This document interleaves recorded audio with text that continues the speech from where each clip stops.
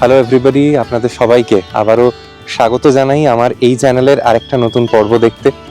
এই আলগারা ক্রস করে আমরা পেডংয়ের দিকে এগোচ্ছি। আজকে সকাল থেকে তো ওয়েদারও দুর্দান্ত পেয়েছি আমরা, যার জন্য আমাদের ঘোরাটা আরও এনজয় করে আমরা ঘুরতে পেরেছি। আমরা চলে যাচ্ছি আরেকটি পাহাড়ি জনপদে, যা আপনাদের অনেকের কাছেই ভীষণ রকম জনপ্রিয়। সেই জায়গাটি হচ্ছে তিনচুলে। তবে তিনচুলে শুনে ভাবছেন বোধহয় আবার গতানুগতিক কোনো হোমস্টে হতে চলেছে, তবে ব্যাপারটা একেবারেই তা নয়।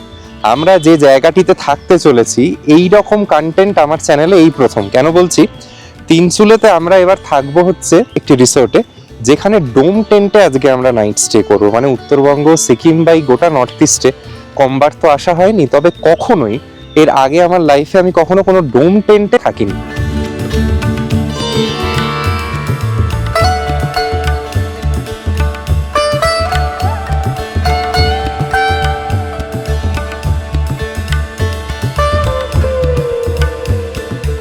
এই ডোম টেন্টের কনসেপ্ট কিন্তু এখন উত্তরবঙ্গে ভীষণ ভীষণ জনপ্রিয়। বহু মানুষ এরম জায়গা খোঁজে একদিন বা দুদিন কাটানোর জন্য। তো সেই ডোম টেন্টে আমাদের কিরকম কি অভিজ্ঞতা হয়, কিরকম আমরা পরিষেবা পাই, সেখানের ওয়াশরুম কিরকম, ওভারঅল ফেসিলিটিস কিরকম, এই সমস্ত কিছু নিয়ে থাকবে আজকের এই ব্লগটা।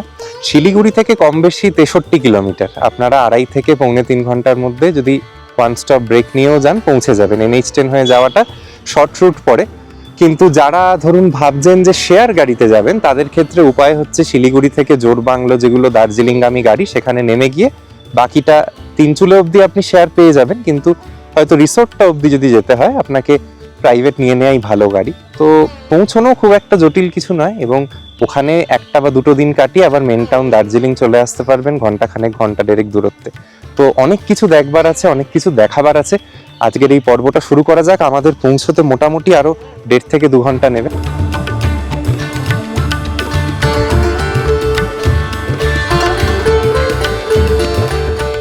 চলুন আজকের ভিডিও স্পন্সর ফিউশন স্টেজের ব্যাপারে আপনাদের কয়েকটা কথা বলি।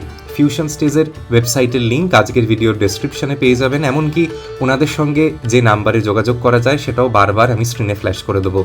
আজকের পর্বে যে স্টেটি দেখাবো, ডোম টেন্টে স্টে, এবং বিজনবাড়িতে আমরা যে প্রপার্টিতে থেকেছি তার বুকিং আপনারা ফিউশন স্টেজের মাধ্যমেই করতে পারেন। ওনারা একটি ওয়েবসাইট চালায় যেখানে উত্তরবঙ্গ এবং সিকিমের এরকম অনেক সুন্দর সুন্দর প্রপার্টিকে ওনারা অ্যাগ্রিগেট করে রেখেছেন, এবং আপনারা চাইলে ওনাদের ওয়েবসাইট ঘুরে সেখান থেকেই সরাসরি এইরকম সুন্দর প্রপার্টিগুলিকে বুক করতে পারেন। আচ্ছা, আপনাদের দু একটা তথ্য একটু দিয়ে দিই। এই কথাগুলো মূলত সেই মানুষগুলির জন্য যারা সময় বাঁচানোর জন্য শিলিগুড়ি থেকে NH10 হয়ে তিনচুলে, তাকদা, লামাহাটা, পেশক এই দিকগুলিতে যাবেন। এখন আমরা যে মরশুমটায় এসছি, বর্ষার মরশুম, আপনারা জানেন শেষ কয়েকদিন ধরে খুব ভারী বৃষ্টি হয়েছে এই গোটা উত্তরবঙ্গের পাহাড় জুড়ে। এবার যখনই পাহাড়ে বৃষ্টি হয়, সেই পাহাড়ি অতিবৃষ্টির ফলে তিস্তার জলের স্তর অনেকটা বেড়ে যায়।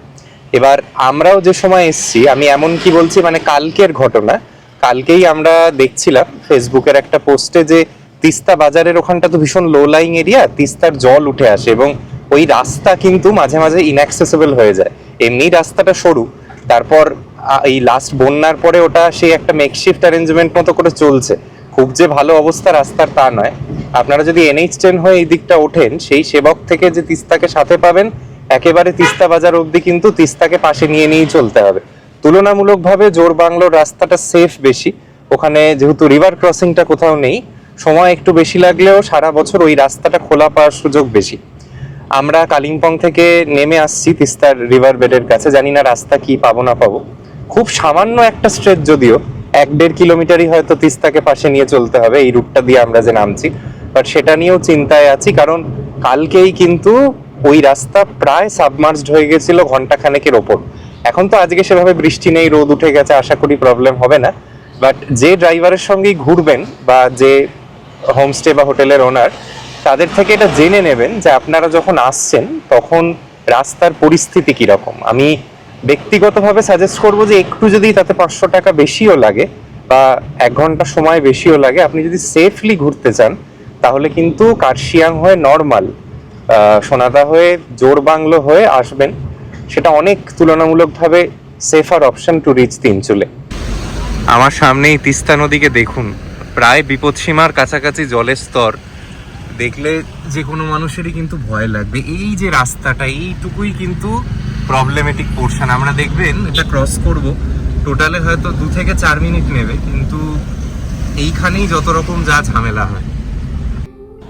শেষ কয়েকদিন ধরে ইনস্টাগ্রামে যে কত মেসেজ পেয়েছি যেখানে একটাই সাবজেক্ট কোয়েশ্চেনে, সেটা হচ্ছে বর্ষায় উত্তরবঙ্গে যাওয়া সেফ হবে কি হবে না। দেখুন, আমরাও উত্তরবঙ্গে 5-6 দিন দিব্যি কাটিয়ে এসেছি, কোথাও কোনো বিপদের সম্মুখীন হয়নি, ভগবানের আশীর্বাদ বলতে হবে। তবে হ্যাঁ, একটু যদি সতর্কভাবে প্ল্যান করেন আশা করি অসুবিধা হওয়ার কথা নয়। বারবারই বলছি, এমন কোনো রুট যেখানে যাওয়ার জন্য NH10 নিতে হবে সেটা এই বর্ষার সময় প্ল্যান না করাই ভালো। অল্টারনেটিভলি আপনারা মেন টাউন দার্জিলিং উঠুন রোহিণীর দিক দিয়ে, বা যদি কালিম্পংয়ের অফবিটগুলোতে যেতেও হয় সেক্ষেত্রে বাগরাকোটের লুপ ব্রিজ কিংবা ডামডিম মোড় হয়ে লাভার রাস্তা ব্যবহার করুন। সতর্কভাবে ঘুরতে পারবেন। সময় বাঁচানোটা সবসময় লক্ষ্য নয়, জীবন বাঁচানোটা প্রায়োরিটি হওয়া উচিত। শিলিগুড়ির দিক থেকে এরকম রিজার্ভড ছোট গাড়ি আপনাকে তিনচুলে সাইট সিং করে পৌঁছে দেবে মোটামুটি 3 থেকে 3,500 টাকায়, ডিপেন্ড করছে আপনি কোন সিজনে যাবেন। গাড়ির জন্য ফিউশন স্টেজের সঙ্গেই যোগাযোগ করতে পারেন, কথা বলে নিতে পারেন। আমরা যাওয়ার পথে পেশকের টি এস্টেট পেলাম এবং লাভার্স মিট ভিউ পয়েন্ট পেলাম, যেখানে এরপরে আমি থামব। তিস্তার দিক থেকে বা সমতলের দিক থেকে ওপরে ওঠার সময় আপনাদের রিসোর্টে পৌঁছানোর আগে এইটা হচ্ছে একটা মূল অ্যাট্রাকশন, এই লাভার্স মিট ভিউ পয়েন্ট। রঙ্গিত তিস্তার মিলনস্থল ওপর থেকে খুব সুন্দর দেখা যায়, এবং এখন এত বেশি জল আপনাদের একটু ওপর থেকে দেখাই কি অবস্থা। প্রচুর পর্যটক এসছে, প্রচুর। আজকে কিন্তু একটা উইকডে, তাতেই এই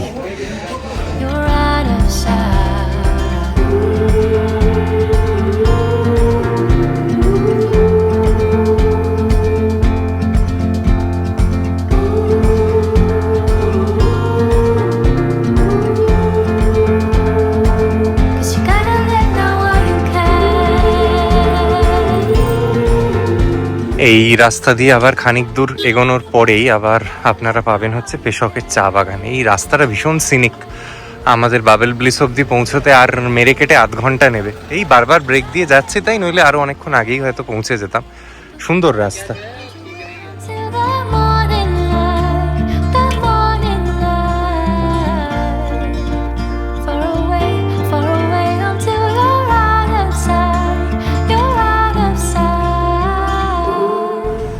এই হচ্ছে লোপচু বাজারের মোড়, এবং এখান থেকেই কিন্তু উঠে যাচ্ছে তিনচুলে যাওয়ার রাস্তা। তিনচুলে হচ্ছে এখান থেকে 3.3 কিলোমিটার। এইরকম হচ্ছে এই জায়গাটা। প্রচুর দোকান পালা, খাবার ব্যবস্থা তো আছেই, কারোর কোনো অসুবিধা হওয়ার কথা নয়। আপনারা যারা অন দ্য রুট কোথাও লাঞ্চ করে নেবেন ভাবছেন, তারাও এখানে লাঞ্চ করে নিয়ে তিনচুলের দিকে যেতে পারেন।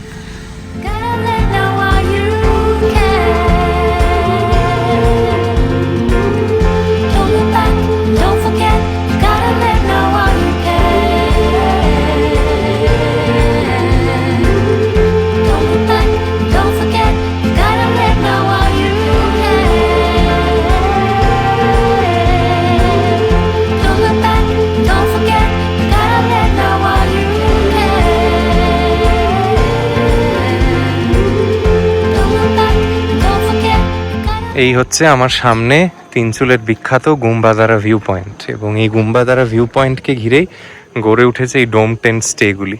এটার নাম হচ্ছে দি বাবল ব্লিস ডোম গ্ল্যাম্পিং বলে। তো আমরা এখানেই আজকে থাকবো। এখানে পরপর দেখুন কিছু এরকম ডোম আছে। আমার তো এই প্রথম নর্থ বেঙ্গলে এসে ডোমে থাকা, দেখা যাক কীরকম কী ব্যবস্থাপনা আছে। ডোম থেকে ভিউগুলো ভালো হবে আশা করা যায়। এই রকম হচ্ছে ডোমগুলো, ডোমের সামনের দিকটা ইনোভেটিভ। হ্যাঁ, ভালো খারাপ এসব পরের বিষয়। ভালো জায়গায় বহু থেকেছি, এমন না যে এই জীবনে প্রথম এসে কোনো ভালো জায়গায় থাকছি দার্জিলিংয়ের পাহাড়ে। তবে ডোম জিনিসটা আমাকে খুব অ্যাট্রাক্ট করে। আমার মন্দারমণিতে গিয়েও এবার ডোম টেন্টে থাকার খুব ইচ্ছে। এরকম দেখুন পরপর কটা ডোম আছে এইখানে, 1, 2, 3, 4। এগুলোর মজা হচ্ছে, এগুলোকে ওনারা বলছে হচ্ছে লাক্সারি ডোম, কারণ এগুলো একদম ফ্রন্ট ফেসিং। মানে এই তো ডোম, ডোম থেকে সামনের ভিউটা হচ্ছে কিছুটা এরকম। পুরো চা বাগান তিনচুলে মানেই তাই। এখানে কিছু দুর্ধর্ষ ভিউ পয়েন্টস আছে, আর সামনে আকাশ পরিষ্কার থাকলে ঠিক এই জায়গায় কাঞ্চনজঙ্ঘা দেখা যায়। আপনারা যারা তিনচুলে লামাহাটা আগে এসছেন তাদের আর আলাদা করে বলে দেওয়ার দরকার পড়ে না কতটা সুন্দর। আর এই ডোমের সেটিংটা দেখুন, শুধু সবুজ, শুধুই সবুজ আশপাশটা। এত সুন্দর যে লাগছে না বাইরে থেকে। যদিও ডোমের টেন্টের উপরগুলো ভীষণ নোংরা হয়েছে, ওনাদের মাঝে মাঝে আমার মনে হয় পরিষ্কার করা উচিত। যাই হোক, সেটা তাদের প্রেরোগেটিভ। আমি রুমের ভিতরে যাই, তারপর দেখি এবং আপনাদেরও দেখাই যে ডোম টেন্টের ভিতরে কি ব্যবস্থাপনা ওনারা রেখেছেন।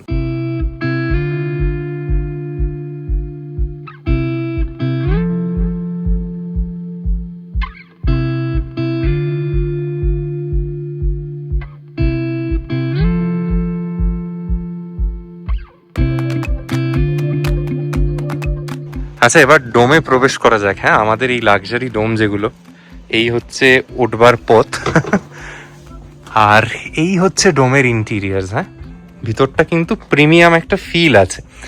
জামা কাপড় ঝুলিয়ে রাখবার জন্য এরকম ব্যবস্থাপনা, দুটো টাওয়েল যেখানেই ওনারা দিয়েছেন। আমাদের সাথে সিগনিফিকেন্ট লাগেজ আছে, আমরা জলও কিনে নিয়েছি, তো আমাদের রুমের একটা অংশ একটু লাগেজে ভরে আছে, মার্জনা করবেন, হয়তো খুব দৃষ্টিনন্দন নয় বিষয়টা।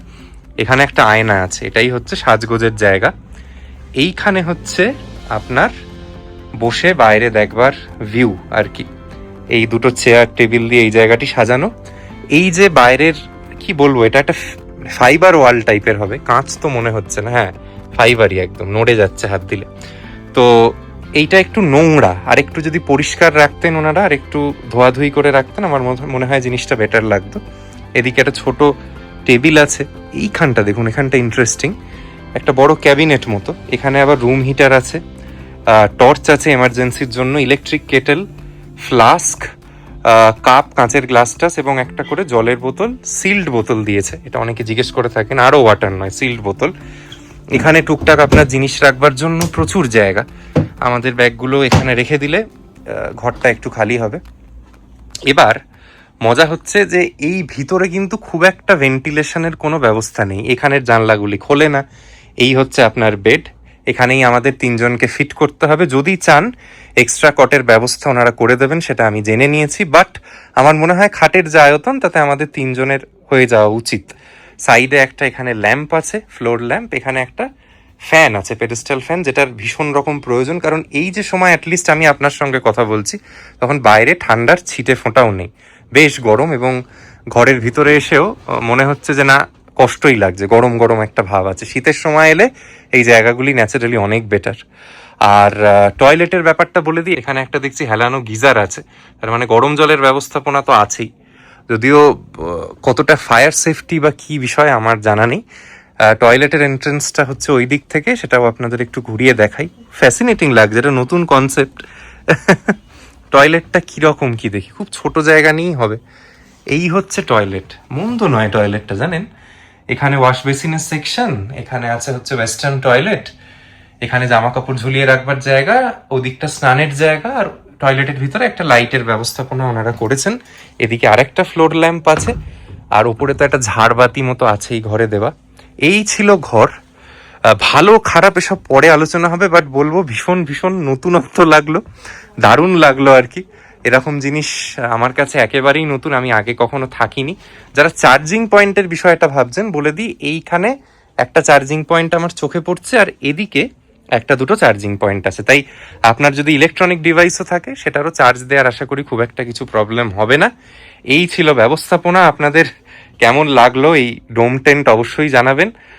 দিনের বিভিন্ন সময় আরো ঘুরিয়ে দেখাবো, অনেক কিছু দেখানোর বাকি রইলো, বাট এটা ছিল আমার ফার্স্ট হ্যান্ড ইমপ্রেশন।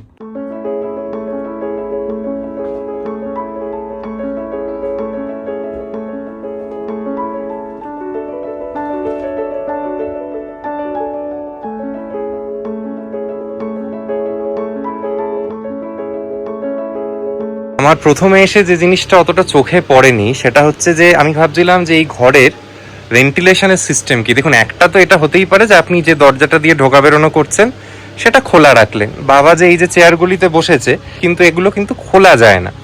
এই অনেক খোঁজাখুঁজির পর চোখে পড়লো এই যে ফ্যানটা চলছে, তার পিছনে আছে হচ্ছে একটা এক্সস্ট সিস্টেম। তো এই এক্সস্ট সিস্টেমটার মাধ্যমেই কিন্তু ঘরে যেটুকু হাওয়া বাতাস প্রবেশ করছে। কতটা functional that is to be tested, but আছে অ্যাটলিস্ট।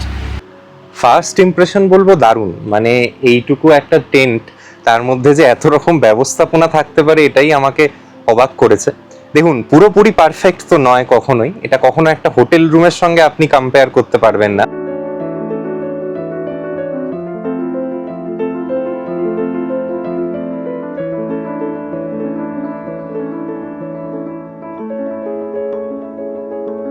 আশা করি ডোম টেন্টের ট্যুরটা দেখে আপনারা এনজয় করেছেন। এবার এখানের থাকার বিষয়ে যে বিভিন্ন তথ্য আপনাদের দরকার হবে সেগুলি একে একে বলে দিই। প্রথম কথা হচ্ছে, যেটা বলতে আমার আনন্দ হচ্ছে, সেটা হচ্ছে এই টেন্টগুলো পেট ফ্রেন্ডলি। আপনারা আপনাদের বাড়ির প্রিয় পোষ্যদের নিয়েও এখানে এসে থাকতে পারেন। অপূর্ব এরকম প্রাকৃতিক সৌন্দর্যের মধ্যে ওরাও খুব এনজয় করবে আপনাদেরই মতো। দ্বিতীয় হচ্ছে, এখানে থাকার যে খরচটা, আবারও বলছি, এটা ফিক্সড রেট থাকে না, বাড়ে কমে সিজন টু সিজন। এটা তো পশ্চিমবঙ্গ পর্যটন দপ্তরের সেই বাংলোগুলো নয়, এখানে সিজন অনুযায়ী দাম ফ্লাকচুয়েট করে। মোটামুটি 2000 থেকে 2200 টাকার মধ্যে পার পার্সন পার ডে ফেয়ারটা ঘোরাফেরা করে। তাতে 4 বেলার খাবার ধরা থাকে। খাবারের স্টাইলটা কিন্তু সেই হোমস্টেরই মতো, ওই দুপুরে সবজি ভাত ডিম দিয়ে থাকে, বিকেলে ভেজ পাকোড়া, তার সাথে চা কফি, রাত্রিবেলা রুটি বা ভাতের সঙ্গে চিকেন পাবেন, পরের দিন সকালে পুরি সবজি কিংবা ম্যাগি। এটা হচ্ছে এখানের গল্প, এর বাদে কিছু নেই। এর পরের যেটা আপনারা প্রশ্ন করেন সেটা হচ্ছে, যদি সঙ্গে ড্রাইভার নিয়ে আসি, শিলিগুড়ি থেকে অনেক মানুষই আসতে পারেন, এমন কিছু দূরত্ব নয়। ওনারা বললেন ওনারা ব্যবস্থা করে দেবে, হয়তো সেটা বিরাট রাজকীয় কিছু ব্যবস্থা নয়, তবে ড্রাইভার আনলে তার থাকা খাওয়া নিয়ে চিন্তা নেই, সেটাও ম্যানেজ হয়ে যাবে। চতুর্থ বিষয় হচ্ছে ওয়াইফাই আছে কিনা। অ্যাবসলিউটলি আছে, এবং এখানে সেলুলার রিসেপশন খুব ভালো, জানেন। জিও বা এয়ারটেলের আমাদের যে ইন্টারনেট চলছে তাতে কোনো রকম কোনো প্রবলেম হচ্ছে না। ফাইনালি যে বিষয়টা বলবো সেটা হচ্ছে, ডোম টেন্টের মান কিরম বুঝলাম এবং কটা আছে। ডোম টেন্টের মান খুবই ভালো, মানে এইটুকু টেন্টের মধ্যে যে এত কিছু করা যায় এটাই আপনাকে অবাক করবে প্রথমত। আর ন্যাচারাল সেটিংটা দেখুন, আপনার গুম্বাদারা ভিউ পয়েন্টে লোকে সাইট সিইং করতে আসে, আপনি এখানে আছেন, মানে আপনার কোথাও যাওয়ার দরকার পড়বে না। 2টো রাত দেখবেন মানে হেসে খেলে কেটে যাবে, এত ভালো ব্যবস্থা। ঘরে এক্সস্ট ফ্যানটা পর্যন্ত দিয়েছে। এখানে এরকম যে আপনি ডোম টেন্ট দেখছেন এরকম 4টে আছে, আর বেসিক টেন্ট আপনি এই যে পিছনে দেখুন গ্রে কালারের পর্দা দেওয়া যে টেন্ট টাইপের স্ট্রাকচার, এরকম 2টো আছে। তাহলে টোটাল 6টা থাকবার মতো ব্যবস্থাপনা। এবং এই যে ডোম টেন্ট গুলো, ধরুন এটাই যেরকম আমরা আছি, আমরাই তো 3জন মানুষ আছি, এখানের আয়তনের কথা মাথায় রেখে আপনারা 4জন বড় মানুষ ফিট করতে পারেন, তার বেশি আমি সাজেস্ট করব না। প্রপার্টিটা তো ঘুরিয়ে দেখালাম। এবার ধরুন আপনারা চাইছেন ফিউশন স্টেজের মারফতে এই স্টেটা বা উত্তরবঙ্গ বা সিকিমের অন্যান্য কোনো জায়গা বুকিং করবেন, তার একটা মডেল ফ্লো আপনাদের দেখাতে চাইছি। সরাসরি ফোন করেও বুক করা যায়, সেই কন্ট্যাক্ট নাম্বারটা আমি বারবার স্ক্রিনে দিচ্ছি।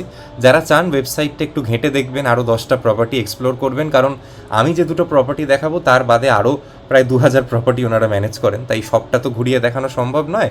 আমি জাস্ট তিনচুলেটাকে একটা প্রোটোটাইপ হিসেবে দেখাচ্ছি। ধরুন ওনাদের এখানে লোকেশন হিসেবে তিনচুলে দিলেন, check in check out date দিলেন, কতজন বাচ্চা কতজন বড় মানুষ যাবেন সেটা দিলেন, একটা সার্চ করলেন।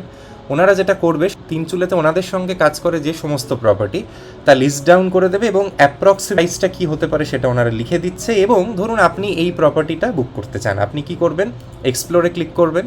সবথেকে যেটা ভালো বিষয়, যেটা এই স্পেসিফিক্যালি হোমস্টের ব্যাপারে পাওয়া দুষ্কর হয়ে ওঠে, সেটা হচ্ছে যে এই যে হোমস্টে বা রিসর্ট ধরুন যেটা দেখাচ্ছে, সেটায় কটা রুম আছে, রুমের কী কী শ্রেণীকরণ আছে, পাশে সাইট সিইং হিসেবে আপনারা কি দেখে নিতে পারেন, প্রপার্টি রুলস কি আছে, এই সমস্ত তথ্য দেখে এবং বুঝে নেওয়ার পর যদি আপনার মনে হয় আপনি সেই পার্টিকুলার প্রপার্টিটা বুক করতে চান, তাহলে আপনাকে প্রথমে যে জিনিসটা দেখে নিতে হবে যে সেই প্রপার্টির কোড কি। ধরুন এক্ষেত্রে TNC 1153। আপনারা সরাসরি হোয়াটসঅ্যাপে ওনাদের যোগাযোগ করতে পারেন, সেখানে অ্যাভেলেবিলিটি চেক করে বুক করতে পারেন, কিংবা এইখানে একটা ছোট ফর্ম ফিল আপ করতে হতে পারে আপনাদের, সেটা আপনারা দেখে নেবেন। আপনাদের check in check out dates দিয়ে দেবেন, কতজন মানুষ যাচ্ছেন, আপনাদের নাম, হোয়াটসঅ্যাপ নাম্বার, এগুলো দিয়ে যদি একটা এনকোয়ারি রেজ করেন, ওনারা রিভার্ট ব্যাক করবে। হোয়াটসঅ্যাপেই পেমেন্টের ডিটেলস পাঠিয়ে দেবে এবং পেমেন্ট করে নিতে পারেন আপনারা, এবং কনফার্মড ইনভয়েসও পেয়ে যাবেন। এটায় 2টো পারপাস সলভ হয়, যে জন্য এটাকে আমি রেকমেন্ড করতে পারি। একটা হচ্ছে, এই সব হোমস্টের ডিরেক্ট নাম্বার পাওয়া খুব কঠিন, এবং আপনি যদি পানও, উল্টো দিকে যে সঠিক মানুষ আছে সেটা বোঝার কোনো উপায় নেই। তাই এই মাঝখানে ফিউশন স্টেজ আপনার হয়ে এই খোঁজ নেওয়া, অ্যাভেলেবেল আছে কি না, এই জিনিসটা গোটাটা গ্যাদার করে দেয়। এবং সবথেকে বড় কথা, বেশিরভাগ হোমস্টেই কাঁচা রসিদে কাজ করে, অনেকে বিল দিতে চায় না। আপনারা যদি ফিউশন স্টেজের মাধ্যমে বুক করেন, সেক্ষেত্রে কিন্তু একটা ইনভয়েস পাবেন, যেটা ভবিষ্যতে যদি আপনাকে কোনো কারণে কিছু রিএম্বার্স করতে হয় বা কোথাও শো করতে হয়, সেই জিনিসটাতেও কিন্তু অনেকটা অ্যাসিস্ট করবে। এই ডান দিকে দেখবেন ওপরে একটা কন্ট্যাক্ট আস সেকশন আছে। ওনাদের রেজিস্টার্ড অফিস হচ্ছে কলকাতার সেক্টর 5-এ। ওনাদের এখন কারেন্ট গুগল রেটিং অ্যারাউন্ড 4.8। আর phone number, emergency contact number, grievance কোথায় হলে কিছু জানাবেন, তার সমস্ত কিছু পেয়ে যাবেন। খাবার অনেকক্ষণই রেডি হয়ে গেছে। আপনারা চাইলে এই জায়গাটা, আমার পিছনে যে একটা ঢাকা দেয়া জায়গা আছে, এখানটা বসেও খাওয়া দাওয়া করতে পারেন, ওনারা অ্যারেঞ্জ করে দেবে। আর যারা চান তারা এই সামনে ওনাদের যেটা ডাইনিং হল সেখানে গিয়েও খাওয়া দাওয়া করতে পারেন। আপনাদের একটু ওনাদের ডাইনিং হলের এরিয়াটা দেখাই। ওখানটাতেই রিসেপশনের এন্ট্রি পয়েন্ট এবং ডাইনিং হলটা আর কি, এটাই হচ্ছে মূল এন্ট্রেন্স পয়েন্ট। এবং সব থেকে সুবিধে, সিঁড়ি ভাঙারও তো প্রয়োজনটা নেই, মানে আপনার গেটের কাছে অবধি গাড়ি আসছে, গেট থেকে এসে সমতল ধরে এসে আপনার টেন্টে আপনি ঢুকে যাবেন। এটা হচ্ছে ওনাদের ডাইনিং হলের জায়গা, ভিতরে কিচেন আছে, এখানেও ফ্যানের সিস্টেম আছে, আপনারা এখানে খাওয়া দাওয়া করতে পারেন। এবং আপনাদের ড্রাইভার যদি সঙ্গে আসে তিনি কিন্তু এই জায়গাটিতেই রাত্রিবাস করে যেতে পারেন। দেখুন এক্সট্রা ম্যাট্রেসের ব্যবস্থাপনা আছে। আমাদের খাবার এসে গেছে। মা কি আছে একটু বলে দাও সবাইকে। ভাত, ডাল, হ্যাঁ, আলু ভাজা, স্যালাড। এটা কিসের তরকারি? কিসের তরকারি গো দাদা? স্কোয়াশের তরকারি? হ্যাঁ, ডিমের। আচ্ছা, একটা আমার প্রশ্ন, ধরো এইটা তো গতানুগতিক মেনু, যেটা তোমার দামের মধ্যে ধরা। যদি কেউ বাড়তি কোনো খাবার চায়, ধরো মনে হলো কেউ সকালে চিকেন কারি নেবে বা অন্য প্রিপারেশন, সেটা কি তোমরা করে দিতে পারো বাড়তি খরচ হলে? আগে থেকে জানাতে হবে তো তোমাদের? আচ্ছা আচ্ছা, মানে সেই অপশনটা আছে। ধরো মনে হতে পারে আমি ডিম, অনেকেই ডিম খায় না, অ্যালার্জি থাকে, সেটা মানে এক এক দিন এক এক রকম মেনু থাকে। আচ্ছা, মানে আমি এটুকু জানার হচ্ছে যদি কেউ বাড়তি খরচ করে কিছু খাবার চায়, মানে সেটা পাওয়া গেলে তোমরা অ্যারেঞ্জ করে দিতে পারো। ঠিক আছে, থ্যাংক ইউ।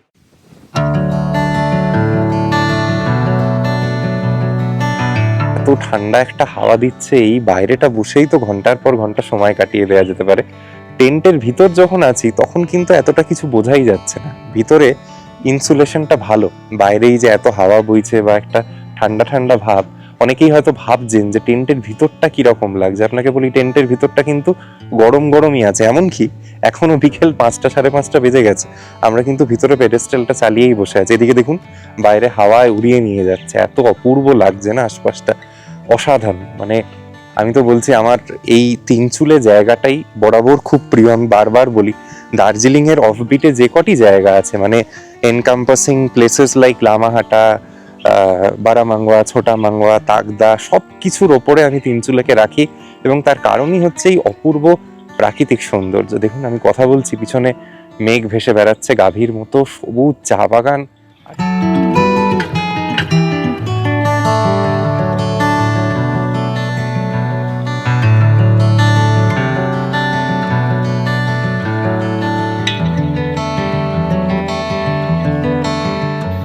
আমাদের রিসোর্ট থেকে বেরিয়ে এসে এইরকম খালি ফাঁকা রাস্তা, আস্তে আস্তে সন্ধে নেমে আসছে এবং এই সামনের গোটা যে পাহাড়টা, গোটাটাই চা বাগানে মোড়া। এদিকে আরও কিছু ছোটোখাটো হোমস্টে আছে, এদিকে দেখছি একটা গুম্বাদারা ভিউ হোমস্টে বলে হোমস্টে আছে। এই ওপরে একটা খুব সুন্দর কটেজ দেখতে পাচ্ছি, দারুণ লাগছে আশপাশটা, এবং খুব ঠান্ডাও পড়ে গেছে এখন। সন্ধে যত বাড়ছে তত ঠান্ডাও বাড়ছে ধীরে ধীরে, এখন বোধহয় 19-20 ডিগ্রির মতো। আপনারা যারা খানিকটা বাড়তি খরচ করতে ইচ্ছুক তারা কিন্তু গতানুগতিক যে সেট মিল এখানে আছে, সেখানে তো ইভিনিং স্ন্যাক্স হিসেবে শুধু ভেজ পাকোড়া থাকে, তার বাদেও আপনারা এখন ফ্রেঞ্চ ফ্রাই, চিকেন পকোড়া জাতীয় জিনিস, এমনকি বারবিকিউয়েরও অ্যারেঞ্জমেন্ট করাতে পারেন অ্যাট অ্যাডেড কস্টস। সন্ধেবেলা থেকেই কিন্তু এই তিনচুলে অঞ্চলে বৃষ্টি শুরু হয়েছে, তবে এই বৃষ্টি মাথায় নিয়েই আপনাদের এই সুন্দর বাইরের আলোর কাজটা একটু দেখাতে চাই। দেখুন এখানে যে বসবার যে জায়গাটা, সেলফি পয়েন্টটা কি সুন্দরভাবে সাজানো। এখানে একটা ওই লাভ শেপের একটা ডেকর করা, প্রচুর আলো, খুব ভালো লাগবে আর কি এখানে যদি বিকেলে একটু ছবি টবি তোলেন। আর আমাদের ডোমগুলো কিছুটা এরকম লাগছে বিকেলে বাইরে থেকে, যে ডোমগুলিতে আলো জ্বলছে স্বাভাবিক কারণে সেগুলো বেটার লাগছে। এটা হচ্ছে কমন বসবার জায়গাটা, এবং ওনারা এই প্রপার্টিটার যেটা ফেন্সিং এরিয়া আর কি, সেই গোটা জায়গাটা জুড়েই কিন্তু আলো দিয়েছে এবং বেশ ভালো লাগছে আশপাশটা দেখতে, এটুকুই বলতে পারি। ছোট কম্পাউন্ড তো, বিরাট জায়গা নিয়ে নয়, একটার পর একটা করে ক্লাস্টার করে ডোম করা। গোটা প্রপার্টিটাই বিকেলে মানে ফটো তোলবার জন্য অ্যাটলিস্ট ভালোই লাগবে। ডিনার করতে এসছি আমরা এখানে, রাতে ডিনারে হোমস্টের অন্যান্য জায়গায় যা ব্যবস্থাপনা থাকে তাই আছে। মায়েদের জন্য যেহেতু ভেজ খাচ্ছে, রুটি, পনিরের তরকারি, আমার ক্ষেত্রে ভাত, চিকেন থাকবে, এছাড়া বোধহয় সবজি, ডাল এসব তো আছেই। সমস্ত খাবার এসে গেছে। এখানে সাদা ভাতও আমি যেটা আগে দেখাতে পারিনি, ভাত আছে, আলু ভাজা আছে, এই বোলটাতে ডাল আছে, এদিকে পেঁয়াজ কাটা। এটা কিসের সবজি গো? হ্যাঁ গো, বেগুনের। আচ্ছা, বেগুনের সবজি, এদিকে পনির, চিকেন, এসব তো আছেই।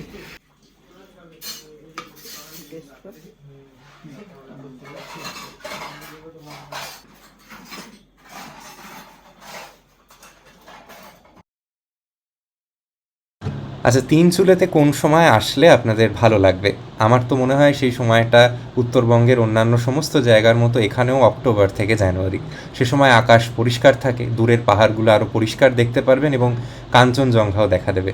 আমরা অক্টোবরে এসে কাঞ্চনজঙ্ঘা দারুণভাবে দেখেছি তিনচুলে থেকে। তিনচুলে 3 বছর আগে যা দেখে এসেছি তার থেকে অনেকটাই পাল্টেছে এবং ভালোর দিকে পাল্টেছে। এখানে থাকার প্রচুর ভালো ভালো অপশনস আছে। ডোম টেন্টের বাদেও আপনারা হোটেল রিসোর্টগুলিকেও কনসিডার করতে পারেন এবং সমস্ত কিছুই বুক করা সম্ভব ফিউশন স্টেজ থেকে। বাজে 9:45, বিজনবাড়ি বেরিয়ে যাওয়ার আগে ব্রেকফাস্ট সেরে নেওয়ার পালা এবং এই ডোম টেন্টকেও বিদায় জানানোর পালা। আজকে সকালে আমাদের ওনারা বলেছিলেন যে পুরি সবজি নিতে পারেন, ম্যাগি নিতে পারেন, তো আমরা পুরি সবজিই খাবো। কি দাদা, কিরম ওয়েদার বুঝছো? তোমাদের এখানে কোন সময় লোককে বলবে বেস্ট আসার জন্য, সবথেকে ভালো ভিউ এর জন্য? অক্টোবর নভেম্বর তো।